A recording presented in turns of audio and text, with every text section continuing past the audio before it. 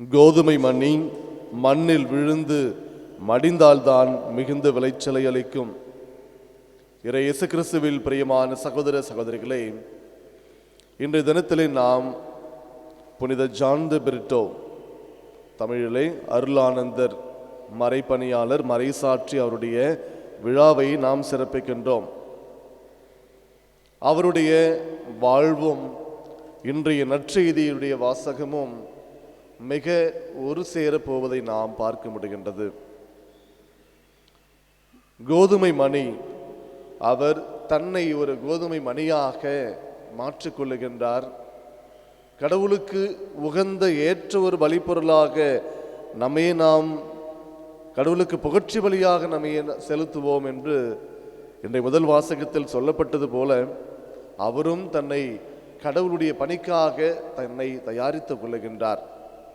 இந்த கோதுமை மணி மண்ணில் விழுந்து மடிய வேண்டும். அப்படி மடிந்தால் மட்டும்தான் அது மிகுந்த விளைச்சலை கொடுக்க முடியும். அதே போலதான் புனித அருளானந்தர் வெளிநாட்டிலிருந்து நம்முடைய நாட்டிற்கு, தமிழ்நாட்டிற்கு அவர் பயணம் மேற்கொண்டு துறவற வாழ்வை மேற்கொண்டு மறைசாட்சியாக மறிக்கின்றார். நீதிக்காக போராடுகின்றார். நீதியை நிலைநாட்டுவதிலே மிக தீவிரமாக இருந்தார் புனித அருளானந்தர். நீதியின் பொருட்டு துன்புறுத்தப்படுவோர் பேறு பெற்றோர் என்பதற்கு ஏற்ப அவர் நீதியை நிலைநாட்டுவதற்காக, உண்மையை பறைசாற்றுவதற்காக இயேசு கிறிஸ்துவை நமக்கு இந்த மண்ணிலே அவர் பறைசாற்ற வேண்டும், நற்செய்தியை பறைசாற்றி இயேசுவை அறிவிக்க வேண்டும் என்கின்ற ஒரு தீவிர எண்ணத்தோடு அவர் இந்தியாவுக்கு, குறிப்பாக தமிழகத்திற்கு வருகின்றார். இங்கு வந்து நம்முடைய மக்களுக்காக பணி செய்கின்றார். அங்கு பல எதிர்ப்புகள் அவற்றையெல்லாம் அவர் எதிர்கொண்டு ஒரு கோதுமை மணியாக உருவாகி அவர் மடிகின்றார். அவரை கொலை செய்கின்றார்கள். தலை வெட்டப்பட்டு அவர் இறந்து போகின்றார். தமிழ்நாட்டிலே ஓரியூர் என்கின்ற இடத்திலே நாம் அங்கு சென்று பார்த்திருப்போம்.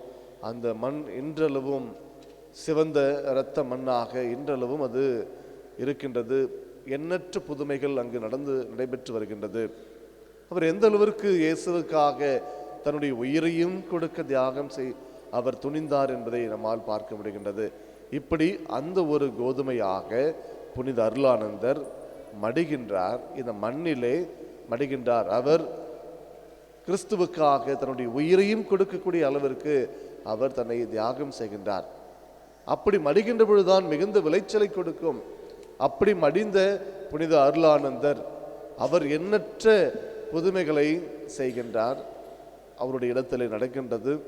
அதே போல் அவருடைய விசுவாசம் மிகுந்த அந்த வாழ்வு இன்று நாம் கிறிஸ்துவ நிலையிலே ஆண்டவரை மிக ஆழமாக நாம் பின்பற்ற அவரும் ஒரு காரணமாக இருந்திருக்கிறார் என்பது நமக்கெல்லாம் ஒரு மிகுந்த ஒரு மகிழ்ச்சியை அளிக்கின்றது. எனவே அவரை போல நாமும் ஆண்டவருக்கு உகழ்ந்த ஒரு பலியாக நாம் படைக்க வேண்டும்.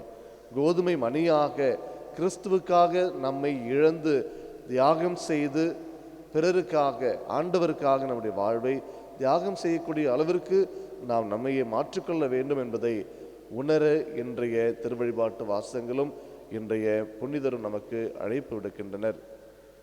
எனவே இந்த அழைப்பினை ஏற்று நாம் ஒரு உகந்த பலியாக நம்மை மாற்றுவோம். கிறிஸ்துவுக்கு ஏற்ற ஒரு பலிப்பொருளாக நம்முடைய வாழ்வை மாற்றுவோம். தியாகம் நிறைந்த ஒரு வாழ்வை மேற்கொள்ள நம்மை நாம் மாற்றிக்கொள்வோம்.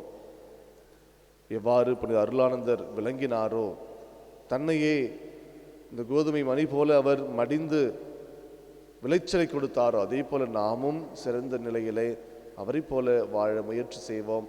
அவ்விடத்திலே நம்முடைய பரிந்துரையை நாம் கேட்கின்ற பொழுது நிச்சயமாக கிறிஸ்துவிடத்திலே நமக்காக பரிந்துரைப்பார் என்கிற ஒரு நம்பிக்கையோடு தொடர்ந்து திருப்பலியிலே நாம் கொண்டாடுவோம்.